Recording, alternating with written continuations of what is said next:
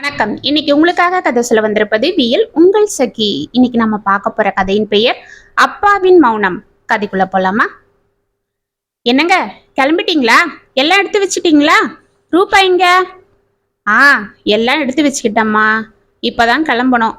5 நிமிஷம் ஆகுது. ரூபா பக்கத்துல தான் இருக்கா, பேசுறியா என்று போனை அருகில் அமர்ந்திருந்த தனது மகள் ரூபாவிடம் நீட்டினார் நந்தகோபால்.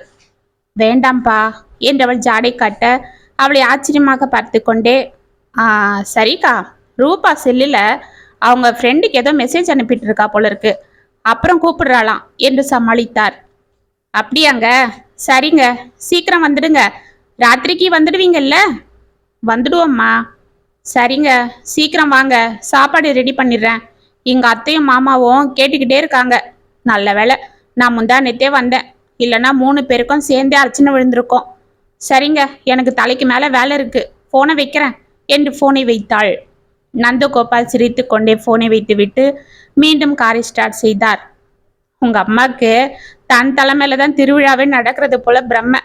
எங்க அம்மாவே சும்மா இருந்தாலும் இவளை ஏத்தி கொடுத்து நம்மளை திட்ட சொல்லுவா என்று சிரித்தார். ரூபா எதுவும் கூறாமல் அமைதியாக ஏதோ யோசனையில் இருந்தாள். என்னம்மா, ஏன் ஒரு மாதிரி இருக்கிற? நானும் அப்ப இருந்து பார்த்துட்டு இருக்கேன். ஆ, அதெல்லாம் ஒன்றும் இல்லைப்பா.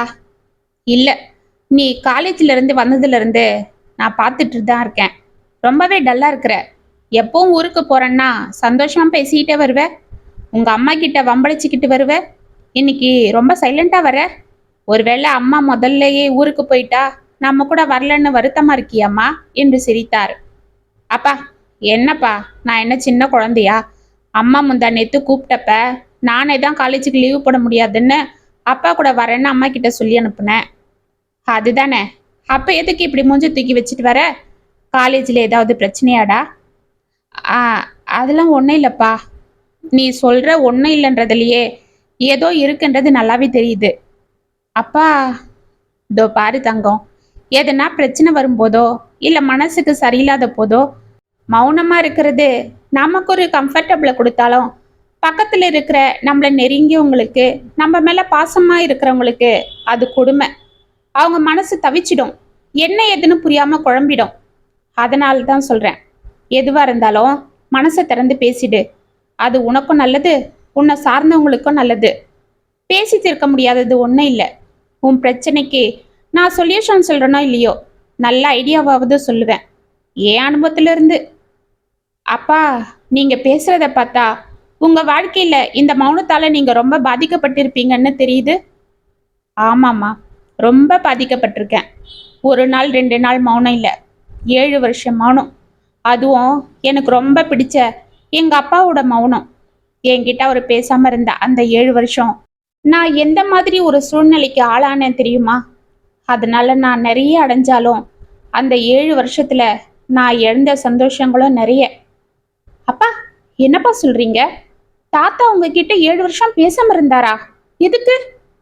ஆமாம்மா, எங்க அப்பா என்கிட்ட 7 வருஷம் பேசாம இருந்தாரு.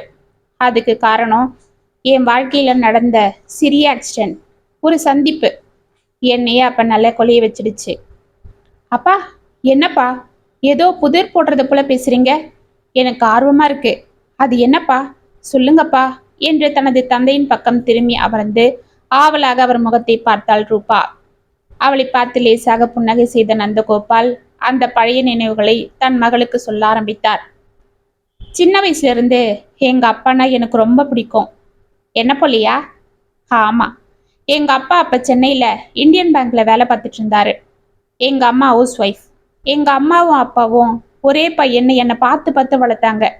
நான் ரொம்ப செல்லமா வளர்ந்தேன். இங்கதான் நுங்கம்பாக்கத்துல ஒரு பெரிய ஸ்கூல்ல படித்தேன். எல்லாத்துலேயும் ஃபர்ஸ்டா வருவேன். அதனால எங்க அப்பாவுக்கு நான் இன்னும் செல்லமாகிட்டேன். 10th நல்ல மார்க்கு, +2லையும் நல்ல மார்க்குன்னு எடுத்ததால எங்க அப்பா என் விஷயத்துல ரொம்ப பெருமைப்பட்டு இருந்தாரு. எனக்கு ஃபிசிக்ஸ்னா ரொம்ப பிடிக்கும். அதுவும் அதை சொல்லி கொடுக்கணும்னா ரொம்பவே பிடிக்கும். அதனால நான் எம்எஸ்சி முடிச்சுட்டு ஃபிசிக்ஸ் லெக்சர் ஆகணும்னு கனவு கண்டுட்டு இருந்தேன். எங்க அப்பாவும் நீ நல்லா வருவ, உன் ஆசை நிறைவேறும், நீ இதே போல படின்னு என்னை ஊக்கப்படுத்திட்டு இருந்தாரு. அதே போல +2 முடிச்சதும் நான் காலேஜுக்கு சேர ட்ரை பண்ணிட்டு இருந்தப்பதான் எங்க அப்பாவுக்கு சேலத்து பக்கத்துல இருக்கிற ஒரு சின்ன கிராமத்துல டிரான்ஸ்ஃபர் கிடைச்சது. குடும்பத்தோட அங்க போக வேண்டிய சூழ்நிலை ஏற்பட்டது. ஆனா எனக்கு அந்த கிராமத்துக்கு போக பிடிக்கல. நான் இங்கே இருக்கிறேன், ஹாஸ்டல்லே தங்கி படிக்கிறேன்னு சொன்னேன். ஆனா எங்க அப்பா தான் விடாப்பிடியா, உன்னை விட்டுட்டு என்னால இருக்க முடியாது, நீயும் அங்கேயே வந்துடு, உன்னை அங்க இருக்கிற காலேஜ்லயே சேர்த்து விடுறேன்னு சொன்னாரு. அன்னைக்கு ஒரு பெரிய போராட்டமே நடந்துச்சு. அப்பா, எனக்கு அங்கெல்லாம் செட் ஆகாதுப்பா. நான் இங்க சென்னையிலேயே படிச்சு இங்கே வளர்ந்து பழகினவன். அங்க வந்து அந்த கிராமத்துல எனக்கு செட் ஆகாது. அதெல்லாம் வேண்டாம்ப்பா. அங்க காலேஜ்லாம் எனக்கு சரிப்படாதுப்பா. ஃப்ரெண்ட்ஸுங்களும் செட் ஆக மாட்டாங்க என்று முகத்தை உம்மென்று வைத்து கொண்டு கூறும் தனது மகனை பார்த்த மூர்த்தி கையில் இருந்த பேப்பரை மடித்து டீப்பாய் மேல் தொப்பென போட்டார். கையில் காஃபியுடன் நின்று கொண்டிருந்த சாவித்திரிக்கு கை தானாக ஆடியது. சாவித்ரி, இதோ பாரு, இவனுக்கு நான் சின்ன வயசுல இருந்து பாசத்தை மட்டும்தான் காட்டி வளர்த்துருக்கேன். என்னோட கோவத்தை காட்டினது இல்லை. இவனும் அந்த அளவுக்கு நடந்துகிட்டது இல்லை. ஆனா இப்ப இவனோட நடவடிக்கை என் கோவத்தை காட்ட வேண்டிய கட்டாயத்துக்கு தள்ளிடும் போல இருக்கு. பார்த்து நடந்துக்க சொல்லு. நான் சொன்னா சொன்னதுதான். நாம் அந்த ஊருக்கு போய் தான் ஆகணும். இவன் நம்ம கூட வந்து தான் ஆகணும். அந்த காலேஜில் படிச்சு தான் ஆகணும். படிக்கிற பசங்க எங்க இருந்தாலும் படிப்பாங்க. அது என்ன சென்னையில தான் படிக்கணுன்றது? இந்த மாதிரி சின்ன சின்ன கிராமத்துல படிச்ச பசங்களும் இன்னைக்கு நல்ல நிலைமையில இருக்காங்க. அதுவும் இல்லாம இவனை இங்கெல்லாம் தனியா விட முடியாது. அப்பா, என்னப்பா, நான் என்ன சின்ன குழந்தையா? அதுதான் இல்லை. அப்படி இருந்தா கூட பரவாயில்ல. ஆனா இதுதான் உனக்கு சரியான வயசு. இந்த வயசுல தான் நான் உன்னை தனியா விட மாட்டேன். ஏன்பா, என் மேல நம்பிக்கை இல்லையா? உன் மேல எனக்கு நம்பிக்கை இருந்தாலும் உன் வயசு மேல எனக்கு நம்பிக்கை இல்லை. இத்தனை வருஷம் உன் விஷயத்துல நான் பெருமைப்பட்டே பழகிட்டேன். அதனால இனிமே ஏமாற்றத்தை ஏத்துக்காது இந்த மனசு என்று அவனை முறைத்து விட்டு எழுந்து உள்ளே சென்றார். அம்மா, என்னம்மா அப்பா இப்படி அடம் பிடிக்கிறாரு? நந்து, உனக்கு உங்க அப்பாவோட குணத்தை பத்தி தெரியாது. அவர் உனக்கு செல்லம் கொடுத்தே பழகினதால அவரோட கோவம் உனக்கு தெரியல. அவருக்கு கோவம் வந்தா திட்ட மாட்டாரு, அடிக்க மாட்டாரு. ஆனா பேசாம இருந்துடுவாரு. நல்லா கலகலன்னு நம்ம கிட்ட பாசமா பேசின மனுஷன் திடீர்னு பேசலனா நமக்கு எப்படி இருக்கும்? அந்த மௌனமே நம்மளை பாதி கொன்னுடும். இந்த மாதிரி சித்திரவதைய நான் அனுபவிச்சிருக்கேன்டா. அதுக்கப்புறம் அவரை சமாதானம் செய்யறது பெரிய விஷயம். அவரா பேசினாதான் உண்டு. நாம கேட்டாலாம் பேச மாட்டாரு. அவருக்கா நம்ம நடந்துக்கிறது என்னைக்கு சரின்னு படுதோ அப்பதான் பேசுவாரு.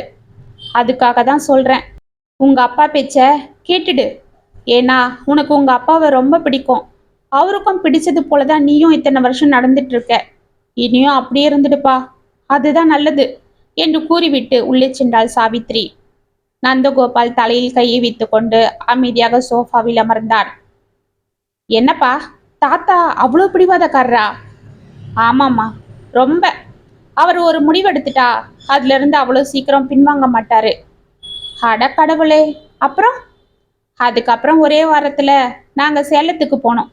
அங்க இருக்கிற ஒரு காலேஜ்ல எங்க அப்பா என்னை சேர்த்து விட்டாரு. முதல் நாள் காலேஜுக்கு போனதும் எனக்கு ஏதோ ஜெயிலுக்குள்ள போனது போல ஆயிடுச்சு. காலேஜ் வாழ்க்கையை பத்தி நான் கண்ட கனவுலாம் வெறும் கனவா தான் போயிடும்னு எனக்கு தோண ஆரம்பிச்சிடுச்சு. ஏதோ வெறுப்பாவே போய் கிளாஸ்ல உட்காந்தேன். ப்ரொஃபஸர் வந்தாங்க, பாடம் எடுத்தாங்க, எல்லார்கிட்டயும் பேசுறாங்க. ஆனா என் மண்டையில எதுவுமே ஏறல. எனக்கு அந்த சூழ்நிலையே பிடிக்காதப்ப எனக்கு எப்படி அங்க நடத்துற பாடம் மண்டையில ஏறும்? ஏதோ வெறுப்பாவே கிளாஸ்ல உட்காந்துட்டு இருப்பேன். எல்லாரும் என்கிட்ட பழக ஆசைப்பட்டு பேச வருவாங்க. ஆனா நான் யார்கிட்டயும் பேச மாட்டேன். கடைசி பெஞ்சில் போய் உக்காந்துப்பேன். இல்லைன்னா பெரும்பாலும் கிளாஸை கட்டடிச்சுட்டு வெளியில இருக்கிற மரத்துக்கு கீழே போய் உக்காந்துப்பேன். காலேஜ் முடிஞ்சதும் வீட்டுக்கு போனதும் எங்க அப்பா கேட்பாரு, எப்படிப்பா இருக்கு காலேஜ்? பாடெல்லாம் எடுக்கிறாங்களா? நல்லா புரியுதா? பிடிச்சிருக்கான்னு. நானும் மண்டையை ஆட்டிட்டு போயிடுவேன். ஆனா எங்க அம்மாவுக்கு மட்டும் டவுட்டா தான் இருந்தது. இப்படியே ஒரு மாசம் போச்சு. அப்பதான் எங்க கிளாஸ்ல ஒரு பொண்ணு வந்து சேர்ந்தா. அவ பேரு நிக்கிதா. பாம்பேல இருந்து வந்திருக்கன்னு ப்ரொஃபஸர் கிட்ட தன்னை அறிமுகப்படுத்திக்கிட்டா. மின்னிக்கிட்டு இருந்த நட்சத்திரங்களுக்கு நடுவுல ஒளி வீசுற முழு நிலவை போல அவளை பார்த்ததும் வாடி போன என் மனசுக்கு என்னவோ சொல்ல தெரியாத ஒரு புத்துணர்ச்சி வந்தது. அவகிட்ட கவர்ந்தது என்னன்றது எனக்கு அந்நேரத்துக்கு புரியல. அவளோட அழகான முகமா, வித்தியாசமான உடை அலங்காரமா, கச்சிதமான உடற்கட்டா, எது எதுன்னு எனக்கு புரியல. அவ எல்லாரையும் பார்த்து பொதுப்படியா சிரிச்சிட்டு பெஞ்சில் வந்து உக்காந்துக்கிட்டா. ஆனா அவ என்னை பார்த்து மட்டும்தான் சிரிச்சதா எனக்கு தோணுச்சு. கடைசி பெஞ்சில் வெறுப்போட உட்காந்துட்டு இருந்த நானு அவ பக்கத்துலயே இருக்கணும்ன்றதுக்காக நானும் பெஞ்சுக்கு வந்து உக்காந்தேன். அவகிட்ட பேச எல்லாரும் நீ நானும் போட்டி போட்டுட்டு போய் பேசுவாங்க. ஆனா எனக்கு அவகிட்ட பேச கொஞ்சம் தயக்கமா இருக்கும். அவளும் எல்லார்கிட்டயும் பேசினாலும் ஓர கண்ணால என்னை பார்த்து லேசா சிரிச்சுக்கிட்டு தான் இருப்பா. இப்படியே ஒரு வாரம் போச்சு. கிளாஸ்ல நான் பாடத்தை கவனிக்கிறேனோ இல்லையோ, அவளை கவனிக்கிறத தவறுனது இல்லை. இதனால சரியா படிக்காம ப்ரொஃபஸர் கிட்ட எத்தனையோ நாள் அவமானப்பட்டிருக்கேன். அப்பெல்லாம் அவ என்ன ஒரு பார்வை பாப்பா பாரு, அதுல ஒரு பரிதாபம் இருக்கும். என் மேல அவளுக்கு இருக்கிற சாஃப்ட் கார்னர் அந்த பார்வையிலேயே தெரியும். இதனாலேயே நான் அடிக்கடி தப்பு பண்ணி ப்ரொஃபஸர் கிட்ட திட்டு வாங்குவேன். அப்பதான் ஒரு நாள் எங்க வீட்டு வாசல்ல ஒரு கார் வந்து நின்னது. சாவித்ரி, அவங்க வந்துட்டாங்க, வா சீக்கிரம் என்று வாசலுக்கு ஓடிய மூர்த்தி, வாடா வரதா, வா வா என்று காரில் இருந்து இறங்கிய தன் வயதுடைய ஒருவரை அணைத்து கொண்டார். ஏய் மூர்த்தி, நீ இன்னும் அப்படியே தாண்டா இருக்கிற, மாறவே இல்லை. ஆமா, இந்த ஊருக்கு எப்ப வந்த? நான் வந்து 1 மாசம் ஆகுது. அதுதான் சொன்னனே, இங்க டிரான்ஸ்ஃபர் ஆயிடுச்சுன்னு. ஆமா ஆமா, நல்ல வேலைடா. பாம்பேல இருந்து இந்த சின்ன ஊருக்கு வந்ததும் நான் ரொம்ப கஷ்டப்பட்டுட்டேன்டா. என் ஒய்ஃப் என்கிட்ட சண்டை போட்டுக்கிட்டே இருந்தா, யாரும் பழக இல்லைன்னு. நல்ல வேலை, ஃபேஸ்புக்கில் உன்னை பார்த்துட்டு பேசினதால தெரிஞ்சுது. இதுதாண்டா என்னோட ஒய்ஃப் லதா என்று தனது மனைவி அறிமுகம் செய்தார். வாங்கம்மா, இதுதான் என்னோட மனைவி சாவித்ரி என்று மூர்த்தியும் அவர்களுக்கு தனது மனைவியை அறிமுகம் செய்ய ஒருவருக்கொருவர் பேசி கொண்டு இருக்கும் போதே காரின் பின் சீட்டு கதவை திறந்து கொண்டு நிகிதா இறங்கினாள். இதுதான் என்னோட பொண்ணு நிகிதா என்று வரதன் அனைவருக்கும் அறிமுகம் செய்ய, ஆஹா என்ன அழகா இருக்கா என்று அவளை ஆசையாக அணைத்து கொண்டாள் சாவித்ரி. லதா சிரித்து கொண்டே தனது கணவரை பார்க்க இதையெல்லாம் மாடியில் இருந்து பார்த்து கொண்டிருந்த நந்தகோபாலுக்கு கண்கள் விரிந்தது. அவன் கடகடவென கீழே இறங்கி வர அவனை பார்த்த மூர்த்தி, ஏய் இது தாண்டா என்னோட பையன் நந்தகோபால், நாங்க நந்துன்னு கூப்பிடுவோம் என்று அவர்களுக்கு அறிமுகம் செய்தார். ஓ வெரி குட், நல்லா ஸ்மார்ட்டா இருக்கானே. நந்து, நானும் உங்க அப்பாவும் காலேஜ் ஃப்ரெண்ட்ஸ், 2 பேரும் சென்னையில தான் படித்தோம். நான் பிஸ்னஸ் விஷயமா பாம்பேக்கு போய் செட்டில் ஆகிட்டேன். உங்க அப்பா பேங்க் வேலைக்கு போயிட்டான். இப்போ நான் இங்கே ஒரு ஸ்டீல் கம்பெனி ஆரம்பிக்கிற விஷயமா திரும்ப வர வேண்டியதா போயிடுச்சு. என் பொண்ணும் என் கூட வரேன்னு ஓடி வந்துட்டா. ஆமா ஆமா, அப்பா விட்டுட்டு ஒரு நிமிஷம் இருக்க மாட்டா எங்க பொண்ணு. 2 பேரும் அப்பா பொண்ணு போல இல்ல, ஃப்ரெண்ட்ஸுங்க போல என்று சிரித்தாள் லதா. இவங்களும் அதே போலதான், பையன்னா எங்க வீட்டுக்காரருக்கு உயிர் என்றாள் சாவித்ரி. அனைவரும் சிரித்து கொண்டே உள்ளே போக மூவரையும் சோஃபாவில் அமர வைத்து விட்டு தானும் எதிரில் இருந்த சோஃபாவில் அமர்ந்தார் மூர்த்தி. சாவித்ரி அவர்களுக்கு ஜூஸ் கொண்டு வர உள்ளே செல்ல அவளுடன் லதாவும் அனி நானும் வரேன் என்று உள்ளே சென்றாள். இதை பார்த்த வரதன், என் ஒய்ஃபுக்கு சாவித்திரியை பிடிச்சு போச்சு போல இருக்கு. அவ அவ்வளவு சீக்கிரம் யார்கிட்டையும் பழக மாட்டா. ஆனா என் பொண்ணு என்ன போல. இங்க வந்ததும் லதா ஒரே சண்டை நிகிதா கூட. எதுக்குடா? உன்னாலதான் நான் இங்க வர வேண்டியதா போயிடுச்சு. நீ மட்டும் அங்கேயே இருந்திருந்தா உன் சாக்க வச்சுக்கிட்டு நானும் அங்கேயே இருந்திருப்பேன். இங்க யாரும் இல்லை எனக்கு பழகுன்னு திட்டிகிட்டே இருந்தா. நல்ல வேலை, இப்ப சாவித்ரி செட் ஆகிட்டா என்று சிரித்தார். அதனால என்ன, தங்கச்சியை தினமும் இங்க வர சொல்லு. நானும் சாயங்காலம் தான் வருவேன், இவனும் காலேஜுக்கு போயிடுவான். ஆமா நந்து, நான் அப்பவே கேட்கணும்னு இருந்தேன். நீ எந்த காலேஜில் படிக்கிற, என்ன டிபார்ட்மெண்ட்? அப்பா அதை நான் சொல்றேன். நந்து என் காலேஜில் தான் படிக்கிறான், என் டிபார்ட்மெண்ட் தான், என்னோட கிளாஸே தான் என்று சிரித்தாள் நிகிதா. மூர்த்தியும் வரதனும் ஆச்சரியத்தோடு சிரிக்க, அப்படியா, இவ்வளோ நேரம் என்கிட்ட சொல்லவே இல்லையடா என்றார் மூர்த்தி. அவளை குறுகுருவனை பார்த்து கொண்டிருந்த நந்து டக்கென திரும்பி, ஆமாப்பா, நான் அப்பவே சொல்லலான்னு தான் இருந்தேன். எங்க நீங்க தான் பேசிட்டே இருக்கீங்களே என்று தடுமாறினான். ஓகே ஓகே, இனி ஒன்றும் பிரச்சனை இல்லை. உனக்கும் ஒரு நல்ல ஃப்ரெண்டு கிடைச்சிட்டா. சென்னையில படிச்சுட்டு இந்த கிராமத்துல வந்து நான் படிக்க மாட்டேன், இங்க யாரும் எனக்கு செட் ஆக மாட்டாங்கன்னு புலம்பிக்கிட்டே இருந்தான். இப்ப நிகிதா வந்துட்டா, இனி அவனுக்கும் பிரச்சனை இல்லை என்று மூர்த்தி சிரிக்க, ஆமாமா, நிகிதாக ஒரு நல்ல ஃப்ரெண்டு கிடைச்சிடாச்சு என்று சிரித்தார் வரதன். சரிப்பா நந்து, நிகிதாக்கு நம்ம வீட்டை சுத்தி காட்டு என்றார் மூர்த்தி. ஆமாப்பா, நாங்க கிழவங்க எதனா பேசுவோம், நீங்க போய் பேசுங்க என்று வரதன் கூறியதும் நந்து நிகிதாவை பார்த்தான். தோ வந்துட்டேன் என்று நிகிதா எழுந்து நந்துவுடன் சென்றாள். நந்துவிற்கு கால் தரையில் நிற்கவில்லை. அவளை அழைத்து கொண்டு தனது அறைக்கு சென்று கட்டிலில் அமர வைத்தான். அந்த அறையை சுற்றி பார்த்த நிகிதா, வாவ், ரூம்லாம் நல்லா வச்சிருக்கியே. என் ரூம்லாம் பார்த்த மயக்கம் போட்டு விழுந்துடுவ, அப்படி இருக்கும் என்று கலகலவென சிரித்தாள். நந்து அவளை உற்று பார்த்து கொண்டிருந்தான். தான் நிகிதாவுடன் எப்படி பேசுவது என்று தினம் தினம் ஏங்கிக் கொண்டிருக்க, அவளை இப்படி தன் வீட்டிற்கு, அதுவும் தன்னுடைய அறைக்கே வந்து தன் கட்டிலில் அமர்ந்து தன்னுடன் பேசுவாள் என்பது அவனால் இன்னும் நம்ப முடியாமலே இருந்தது. இப்படியே எங்க ஃப்ரெண்ட்ஷிப் வளர ஆரம்பிச்சது. எங்க அப்பாவும் அவங்க அப்பாவும் தினமும் சந்திச்சு பேசுறதும், எங்க அம்மாவும் அவங்க அம்மாவும் வீட்டில் அன்னைக்கு சமைச்சதுல இருந்து அடுத்த மாசம் பண்டிகைக்கு எடுக்க போற சாரியை பத்தி டிஸ்கஸ் பண்றது வரைக்கும் போன்ல அரட்டை அடிக்கிறது ஒன்று இருக்க, நாங்களும் நல்லா பழக ஆரம்பிச்சோம். அவகிட்ட எனக்கு இருந்த கொஞ்சம் கொஞ்சமா விலக ஆரம்பிச்சுது. அவ ரொம்ப நல்லா படிப்பா. அவளுக்கு படிப்புல மட்டும்தான் இன்ட்ரெஸ்ட். ஆனா எனக்கு அவ மேலதான் இன்ட்ரெஸ்ட் இருந்ததால நான் டல்லா தான் படித்தேன். அப்பதான் ஒரு நாள் அவ என்கிட்ட தனியா பேசணும், நாம எங்கேயாவது வெளியில போலாமான்னு கேட்டா. எனக்கு இந்த உலகமே அப்ப என் கையில கிடைச்சது போல இருந்தது. அவளை உடனே சேலத்தில் இருக்கிற ஒரு பெரிய ஹோட்டலுக்கு கூட்டிட்டு போனேன். 2 பேரும் டிஃபனுக்கு ஆர்டர் கொடுத்துட்டு உக்காந்துட்டு இருந்தோம். அப்பாவே என்ன அப்படியே பார்த்துட்டு இருந்தா. என்ன நிக்கி, என்ன அப்படி பார்க்குற? ஒன்றும் இல்லை, உன்னை நான் அப்சர்வ் பண்ண வரைக்கும் நான் தெரிஞ்சுக்கிட்டதெல்லாம் என்று அவள் கூறி நிறுத்த, என்ன என்ன என்று ஆர்வமாக அவளை பார்த்தான் நந்து. நீ ரொம்ப நல்ல பையன், நல்ல ஸ்மார்ட், இன்டெலிஜென்ட், +2ல் கூட நல்ல மார்க் வாங்கியிருக்கிற, நல்ல புத்திசாலியா இருக்கிற என்று அவள் கூறிக்கொண்டே போக நந்துவிற்கு உற்சாகம் எல்லையை மீறி கொண்டிருந்தது.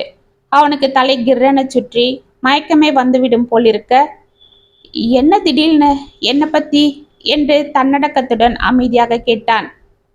இல்ல, இவ்வளோ நல்லா படிச்சுக்கிட்டு இருந்த நீ எதுக்கு இப்போ காலேஜில் இப்படி ஆகிட்ட? நீ விருப்பப்பட்டு தானே இந்த குரூப் எடுத்த? உங்க அப்பா கூட நீ ஃபிசிக்ஸில் பிஜி பண்ணணும்னு விரும்புகிறதா சொன்னாரே, ப்ரொஃபஸர் ஆக போகிறதா உங்க லட்சியம்னு சொன்னாரு. ஆனால் நீ ஏன் இப்படி டல் ஸ்டூடெண்ட்டாக இருக்கிற என்று அவள் ஆச்சரியத்துடன் அவனை பார்க்க அவன் முகம் டக்கென வாடியது. அவன் அமைதியாக இருந்தான். என் மனசில் ஒன்று தோணுது. நீ இப்படி ஆக ஏதோ ஒரு விஷயந்தான் உன்னை பெருசாக டிஸ்டர்ப் பண்ணுதுன்னு நினைக்கிறேன். அது என்னன்னு நான் தெரிஞ்சுக்கலாமா? இங்கே நான் தான் உன்னோட பெஸ்ட் ஃப்ரெண்டுன்னு நினைக்கிறேன். அந்த உரிமையில் கேட்குறேன். என்கிட்ட ஷேர் பண்ணிக்க விருப்பம் இருந்தால் சொல்லு. இன்னைக்கு இவகிட்ட நம்ம மனசில் தீயா எரிஞ்சிட்டு இருக்கிற காதலை சொல்லிட வேண்டியதுதான். இதை விட்டா வேற ஒரு அற்புதமான சந்தர்ப்பம் கிடைக்காது என்ற முடிவுக்கு வந்த நந்து, ஆமா நிக்கி, நீ சொல்றது உண்மைதான். முதல்ல எங்கள் அப்பா இந்த ஊருக்கு போகணும், இங்கே இருக்கிற காலேஜில் தான் நீ படிக்கணும்னு சொன்னதும் நான் ரொம்ப கடுப்பாகிட்டேன். கடவுள் ஏன் என்னை இப்படி சோதிக்கிறாருன்னு வருத்தப்பட்டேன். ஆனால் உன்னை பார்த்ததுக்கு அப்புறம்தான் கடவுள் எனக்கு சோதனையை கொடுக்கல, என் வாழ்க்கையை என் கண்ணில் காட்டதா இப்படி பண்ணியிருக்கான்னு தோணுச்சு. நிகிதா ஒன்றும் புரியாமல் அவனை பார்த்தாள். என்ன நிக்கி அப்படி பார்க்குற? நான் வாழ்க்கைன்னு சொன்னது உன்னைத்தான். நந்து! ஆமா நிக்கி, நான் உன்னை முத பார்த்ததும் என் மனசை உன்கிட்ட பறி கொடுத்துட்டேன். இந்த காலேஜையே வெறுத்துட்டு இருந்தேனா, உன்னை இங்கே பார்த்ததுக்கு அப்புறம்தான் இதை நேசிக்கவே ஆரம்பிச்சிட்டேன். எல்லாரும் உன்கிட்ட பேசினாலும் நான் உன்கிட்ட பேசாமல் இருந்ததுக்கு காரணம் என் மனசில் உன் மேலே ஏற்பட்ட காதல் தான். அதுதான் என்னை உன்கிட்ட நெருங்க விடாம என்னை கட்டுப்படுத்திட்டு இருந்தது. என் காதலை உன்கிட்ட சொல்லாம இப்படியே நான் இருந்துட வேணும்னு நான் பயந்துட்டு இருந்தப்பதான் நீங்க எங்க வீட்டுக்கு வந்தீங்க. என் மனசுல ராணியா சிம்மாசனம் போட்டுக்கிட்டு உக்காந்துட்டு இருந்த நீ என் பெட்டில் வந்து அன்னைக்கு உக்காந்த. அதெல்லாம் என்ன ரொம்ப சந்தோஷப்படுத்திச்சு தெரியுமா? அப்பதான் நீ எனக்கானவன்னு தான்னு உறுதிப்படுத்திக்கிட்டேன். இப்போ உன்கிட்ட பேசாம என்னால இருக்கவே முடியாது. உன்னை பார்க்கலனா நான் பைத்தியக்காரனவே ஆயிடுறேன். உன் நினப்பு என் மனசு அரிச்சிட்டு இருக்கு நிக்கி. இதனால தான் என்னால் படிப்பில் கூட கவனம் செலுத்த முடியல. நீ எனக்கு வேணும் நிக்கி. நாம் 2 பேரும் வாழ்க்கையில் ஒன்றா சேரணும். நான் உன்னை கண்ணுக்குள்ளே வச்சு பார்த்துப்பேன். சொல்லு நிக்கி, நீயும் என்னை காதலிக்கிறதானே? சொல்லு என்று அவன் உணர்ச்சி ததும்ப ஏதேதோ கூறி கொண்டு போக, நந்து என்று எழுந்து கொண்டாள் நிகிதா. நிக்கி, என்னாச்சு என்று நந்துவும் அதிர்ந்து எழுந்து கொள்ள, நந்து நான் உன்னை ஒரு நல்ல நண்பனாக தான் நினச்சி பழகினேன். உங்கள் அப்பாவும் எங்கள் அப்பாவும் பெஸ்ட் ஃப்ரெண்ட்ஸ். நம்ம ஃபேமிலி ஒருத்தருக்கு ஒருத்தர் நல்லா பழகுறோம். அந்த உரிமையில் நான் உன்கிட்ட சகஜமாக பழகினேன், அவ்வளவுதான். ஆனால் நீ உன் மனசில் இப்படி ஒரு நினைப்போடு இருப்பேன்னு நான் நினைக்கல. நீயும் என்கிட்ட ஃப்ரெண்ட்ஷிப்பாக தான் பழகுறேன்னு நினச்சேன். ஏன் நந்து, நீயும் சின்ன வயசுல இருந்து கோயில் தானே படிச்ச? உனக்கும் பொண்ணுங்கள்லாம் ஃப்ரெண்ட்ஸாக தானே இருந்திருப்பாங்க. அப்படி இருக்கும்போது என்னோட நட்பை நீ இப்படி தப்பா எடுத்துக்கலாமா? நிக்கி, நீ சொல்றது வாஸ்தவம்தான். நான் சின்ன வயசுல இருந்து நிறைய பெண்களோட நட்பா பழகியிருக்கேன். ஏன் இப்பவும் பழகுறேன். ஆனா என்னால அவங்கள போல உன்னை நினைக்க முடியல. என்ன புரிஞ்சுக்கோ. நந்து, நீ ரொம்ப குழப்பத்தோட இருக்கிற. நாம அப்புறம் பேசலாம் என்று எழுந்து கடகடவென வெளியே சென்றாள் நிகிதா. அன்னையிலிருந்து அவ என்கிட்ட ஒரு டிஸ்டன்ஸை மெயின்டைன் பண்ண ஆரம்பிச்சிட்டா. கிளாஸ்ல சரியா முகம் கொடுத்து பேச மாட்டா, வீட்டுக்கு வர மாட்டா. நானா பேசினாலும் விலகி போயிடுவா. இதனால நான் ரொம்ப கஷ்டப்பட்டேன். படிக்க முடியாம டிஸ்டர்ப் ஆனேன். மார்க் குறைஞ்சிது. எங்க அப்பா என்னை திட்ட ஆரம்பிச்சாரு. எதுக்கு இப்படி நடந்துக்கிறேன்னு கேட்டுக்கிட்டே இருந்தாரு. நான் எதுவும் சொல்ல முடியாம அவதிப்பட்டேன். இந்த வேதனையை தாங்க முடியாம அன்னைக்கு அவகிட்ட போய் நல்லா கத்திட்டேன். எனக்கு ஒரு முடிவை நீ சொல்லி ஆகணும், என்ன நீ காதலிச்சு ஆகணும்னு எல்லாரும் எதிர்க்கவும் வெறி பிடிச்சவன் போல கத்திட்டேன். அவளுக்கு அவமானமா போயிடுச்சு. அவ எதுவும் பேசாம எழுந்து கடகடன்னு போயிட்டா. அன்னைக்கு சாயங்காலம் வரதன் அங்கிள் எங்க அப்பா கிட்ட எல்லாத்தையும் சொல்லிட்டாரு. என்னோட தொல்லை தாங்காம நிகிதா அவங்க அம்மா கூட பாம்பேக்கே போயிட்டானோ, இனிமே நம்ம ஃப்ரெண்ட்ஷிப் தொடருது எனக்கு பிடிக்கலன்னு எங்க அப்பா கிட்ட சொல்லிட்டு போயிட்டாரு. எங்க அப்பா தலையை குனிஞ்சுக்கிட்டு அமைதியா உட்காந்துட்டாரு. எங்க அம்மா முகத்துல பயம், கவலை, அவமானம் எல்லாம் தெரிஞ்சுது. எங்க அப்பா என்ன சொல்ல போறாரு, எப்படிலாம் என்னை அடிக்க போறாரோ, என்ன வார்த்தை சொல்லி திட்ட போறாரோன்னு நான் பயந்துகிட்டு இருந்தேன். ஏன்னா சின்ன வயசுல இருந்தே எங்க அப்பா கிட்ட பாராட்ட தவிர திட்டு வாங்கினதில்லை, அடியும் வாங்கினதில்லை. ஆனா இப்ப அவரோட தோளுக்கு மேல வளர்ந்துட்டு அவர்கிட்ட அடி வாங்க போறத நினைச்சு நான் அவமானத்துல துடிச்சிட்டு இருந்தேன். ஆனா எங்க அப்பா அமைதியா எழுந்து உள்ள போயிட்டாரு. அது இன்னும் என்ன பயம் காட்டுச்சு. எங்க அம்மா பின்னாடியே போய், என்னங்க, என்ன இது, ஏன் பேசாம இருக்கீங்க?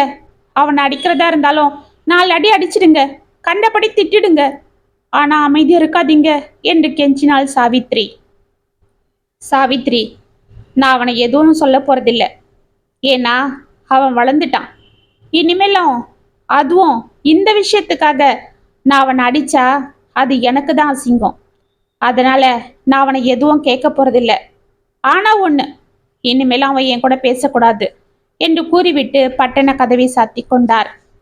ரூபா அதிர்ந்து தனது தந்தையை பார்த்து கொண்டே, அப்புறம் தாத்தா உங்ககிட்ட பேசவே இல்லையாப்பா? அப்போ உங்களுக்கு எப்படி பிறந்தது என்று கேட்டாள். அப்பவே நான் செத்துடணும் போல இருந்தது. எங்க அம்மா எதுக்காக பயந்து பயந்து என்னை கண்டிச்சுக்கிட்டு இருந்தாங்களோ அது நடந்துடுச்சு. நான் இடிஞ்சு போய் உக்காந்துட்டேன். ஒரு பக்கம் நிகிதாவோட பிரிவு, அவகிட்ட தோத்து போன என்னோட காதல், ஒரு பக்கம் எங்க அப்பாக்கு ஏற்பட்ட அவமானம், ஒரு பக்கம் நான் இத்தனை நாள் தவற விட்ட என்னோட படிப்பு. இது எல்லாத்தையும் விட எங்க அப்பாவோட மௌனம், அதுதான் என்னை ரொம்ப சித்திரவதை பண்ணுச்சு. நான் தற்கொலையே பண்ணிக்கலான்னு முடிவெடுத்துட்டேன். அப்பதான் ஏதோ ஒன்று என்னை தடுத்துது. நான் இப்போ தற்கொலை பண்ணிக்கிட்டா எங்க அப்பாக்கு இன்னும் தான் அசிங்கம்.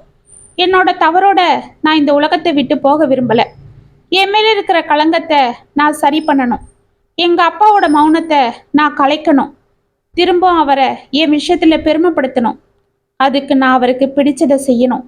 நான் இத்தனை நாள் தொலைச்ச என் படிப்பை திரும்பவும் கையில் எடுக்கணும்னு முடிவு பண்ணேன். அன்னிலிருந்து வெறி கொண்டு படித்தேன். எம்எஸ்சியில் கோல்டு மெடல் வாங்கினேன். டாக்டரேட் பண்ணேன். மேலே மேலே முன்னேறிக்கிட்டு இருந்தேன். எனக்கு அதுக்கப்புறம் எல்லாப்படியும் வெற்றிப்படியாக தான் அமைஞ்சுது. எம்ஐடியில் லெக்சரராக வேலையும் கிடைச்சிது. அந்த சந்தோஷமான செய்தியை எங்கள் அப்பா கிட்ட வந்து சொன்னேன். அப்பா தான் இத்தனை வருஷம் தன்னோட மௌனத்தை உடைச்சி வெளியில் வந்தார். அதுக்கப்புறம் அவரே பொண்ணு பார்த்து உங்கள் அம்மாவை எனக்கு கல்யாணம் பண்ணி வச்சாரு. அதுக்கப்புறம் என் செல்ல மக நீ பிறந்த. அப்புறம் எனக்கு எல்லாமே நல்லபடியாக அமைஞ்சுது. இதுக்கெல்லாம் காரணம் எங்கள் அப்பாவோட மௌனம்தான் என்று சிரித்தார். அப்பா, தாத்தாவோட மௌனம் உங்கள் வாழ்க்கையில் இப்படி ஒரு மாற்றத்தை ஏற்படுத்தியிருக்கா? ஆமாண்டா கண்ணு. சரி, இப்ப சொல்லு. மௌனத்துக்கு என்ன காரணம்? அப்பா, நான் சொல்லிடுறேன்ப்பா. என்னோட ஸ்கூல் ஃப்ரெண்டு கீதாவோட நான் அடிக்கடி இப்பவும் பேசுவேன். அவ வேற காலேஜ்ல சேர்ந்திருந்தாலும் எங்களுக்குள்ள இன்னும் நட்பு இருக்கு. நான் அவ வீட்டுக்கு அடிக்கடி போறதும் உண்டு. அவங்க அம்மா அண்ணா எல்லாரும் என்கிட்ட நல்லா பழகுவாங்க. அப்பதான் ஒரு நாள் அவ அண்ணன் ரமேஷ் திடீர்னு எனக்கு மெசேஜ் ஒன்று அனுப்புனான். நான் உன்னை காதலிக்கிறேன், நீ இல்லாம நான் இல்லை, நீ என்னை ஏத்துக்கணும்னு என்னென்னவோ அனுப்பியிருந்தான். நானும் முதல்ல இதை அவாய்ட் பண்ணிட்டேன். ஆனா அவ என்னை விடுறது போல இல்லை. கீதா கிட்டேயும் சொல்லிட்டேன். அப்போ அவன் கேட்கறது போல இல்லை. என்னை ரொம்ப தொல்லை பண்றான்ப்பா. இன்னைக்கு கூட என்னென்னவோ அனுப்புறான். அவன் நம்பரை பிளாக் பண்ணாலும் வேற ஒரு புது நம்பர்ல இருந்து கூப்பிடுறான். அதுதான் என்ன பண்றதுன்னே தெரியாம குழம்பிக்கிட்டு இருக்கிறேன். அம்மா கிட்ட சொன்னா உடனே அவங்க காலேஜுக்கே போகாதன்னு அமக்கலம் பண்ண ஆரம்பிச்சிடுவாங்க. உங்ககிட்ட சொல்லவும் பயமா இருந்தது. அதுதான். அட என்னம்மா நீ, இதுக்கா இப்படி சங்கடப்பட்ட? இதை நீ முதலையே என்கிட்ட சொல்லியிருக்கலாமே, நான் ஈஸியா சால்வ் பண்ணியிருப்பேனே. அப்பா, என்னப்பா சொல்றீங்க? ரூபா, ஒரு வயசு பொண்ணுக்கு இப்படிப்பட்ட விஷயங்கள் இந்த காலகட்டத்துல நடக்கிறது சகஜம்தான். இதுக்காக நாம எடுப்பிலேயே அந்த பையனை மிரட்டினாலோ இல்ல பெரியவங்க கிட்ட கம்ப்ளைண்ட் பண்ணாலோ இது வேற மாதிரி பிரச்சனை ஆகிடும். இதெல்லாம் நாமளா சரி பண்ணிக்கணும். என்னப்பா செய்யறது? அவன் என்ன சொன்னாலும் கேட்க மாட்டேன்றானே. நீ ஏன் அவன் கிட்ட சொல்ற? பேசாம இந்த நம்பரை மாத்திடு, வேற ஒரு சிம் கார்டை போட்டுக்க. அந்த நம்பரை இப்ப இருக்கிற உன்னோட நெருங்கிய நண்பர்கள் தவிர யாருக்கும் கொடுக்காத. அவ்வளவுதான், சிம்பிள். அந்த பையன் நம்பர் இல்லைன்னு காலேஜுக்கு நேர்ல வந்தா? அப்படிலாம் அவன் பண்ண மாட்டாம்மா. அவன் வர்றதா இருந்தா இந்நேரம் வந்திருப்பான். இதெல்லாம் சும்மா இந்த வயசுல பசங்களுக்குள்ள ஏற்படுற ஒரு ஈர்ப்பு, அதுல ஏற்படுற கோளாறு. அதெல்லாம் கண்டுக்காம விட்டா அதுவே சரியாகிடும். இதுக்காக நீ மனசை போட்டு குழப்பிக்காதம்மா. அப்பா நான் இருக்கேன் இல்ல, நான் பாத்துக்கிறேன் என்று அவள் தோள்களை தட்டி கொடுத்தார். அப்பா, நீங்க இப்படி சொல்லுவீங்கன்னு நான் எதிர்பார்க்கவே இல்லை. எங்க என்னையும் சந்திக்கப்பட்டு இனிமே காலேஜ்க்கே போகக்கூடாதுன்னு திட்டுவீங்களோன்னு பயந்துட்டு இருந்தேன். இதோ பாரு கண்ணு, என் பொண்ணை பத்தி எனக்கு தெரியும். நான் இதுக்காகலாம் உன்னை காயப்படுத்த மாட்டேன், எங்க அப்பா செஞ்சது போல என்றார். அப்பா, என்னப்பா சொல்றீங்க? உங்க அப்பா உங்ககிட்ட அப்படி நடந்துகிட்டதால தான் நீங்க படிச்சு முன்னுக்கு வந்ததா சொல்றீங்க? அப்புறம் ரூபா, எங்க அப்பா மௌனத்தை உடைக்கவும் திரும்ப அவரை என்கிட்ட பேச வைக்கவும் நான் எழுந்து ஓட ஆரம்பிச்சது உண்மைதான். ஆனா அந்த ஓட்டத்துல என் மனசு எவ்வளவு வேதனைப்பட்டது தெரியுமா? எவ்வளவு அவமானத்தை சுமந்தது தெரியுமா? இதுவே எங்க அப்பா என்ன அந்த நிமிஷம் இது போல தட்டி கொடுத்து, நான் இருக்கேன்ப்பா உனக்கு, இந்த வயசுல இதெல்லாம் ஏற்படுறது சகஜம்தான், இதுலயே நீ இருந்துடக்கூடாது, இதுல இருந்து மீண்டு வரணும், நான் உன்னை நம்புறேன், நீ பெரிய ஆளா வருவன்னு என்னை ஊக்குவிச்சிருந்தா இன்னும் நான் சந்தோஷத்தோட உற்சாகத்தோட ஓடி இருப்பேன். ஆனா எங்க அப்பா மௌனத்தையே எனக்கு தண்டனையா கொடுத்தாரு. என்னை உடம்பால காயப்படுத்தினாலும் மனசளவுல காயப்படுத்திட்டாரு. அந்த 7 வருஷம் நான் இழந்தது எவ்வளவோ. எங்க அப்பா கிட்ட இருந்த அன்பை இழந்தேன், ஆதரவை இழந்தேன், அரவணைப்பை இழந்தேன். அந்த வயசுல எங்க அப்பா கிட்ட இருந்து கிடைக்க வேண்டிய எதுவும் எனக்கு கிடைக்கல. இது போல என் பொண்ணுக்கு ஒரு நிலைமை ஏற்படக்கூடாது. அதனால தான் நான் உன்கிட்ட நட்போட பழகிறேன். ஒரு நண்பனா மனசை திறந்து பேசுறேன். தண்டிக்கிறதால என்ன ஆகிட போகுது? பேசணும், அப்பதான் புரியும். நான் அன்னைக்கு எடுத்த முடிவை எல்லாருமே எடுப்பாங்கன்னு என்ன நிச்சயம்? சில பேர் உணர்ச்சி வசத்துல தவறான முடிவை கூட எடுக்கலாம் இல்லையா?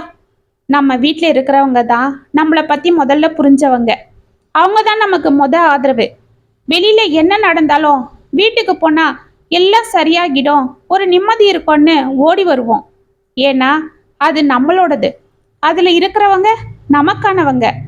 அவங்க நம்மளை அரவணைப்பாங்கன்னு திடமா நம்புவோம்.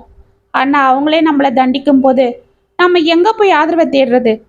அதனால தான் சொல்றேன், ஒரே வீட்டில் இருக்கிற நமக்கு என்ன பிரச்சனை இருந்தாலும் ஒருத்தருக்கு ஒருத்தர் பேசி தீர்த்துக்கணும், மனசை திறந்து பகிர்ந்துக்கணும். அந்த குடும்பம்தான் ஆரோக்கியமா இருக்கும் என்றார். அப்பா, யூ ஆர் ரியலி கிரேட் என்று ரூபா தனது தந்தையின் தொழில் ஆதரவாக சாய்ந்தாள். இத்துடன் அப்பாவின் மௌனம் கதை முற்றும். உங்களுக்காக எழுதின இந்த கதை உங்களுக்கு பிடிச்சிருந்தா கமெண்ட்ஸ்ல சொல்லுங்க, லைக் பண்ணுங்க, ஷேர் பண்ணுங்க, மறக்காம சப்ஸ்கிரைப் பண்ணிக்கோங்க. மீண்டும் நாளைக்கு வேற ஒரு சுவாரஸ்யமான கதையோட உங்களை சந்திக்கிறேன். அது வரைக்கும் இணைப்பிலே இருங்க. இப்படிக்கு வியல் உங்கள் சகி.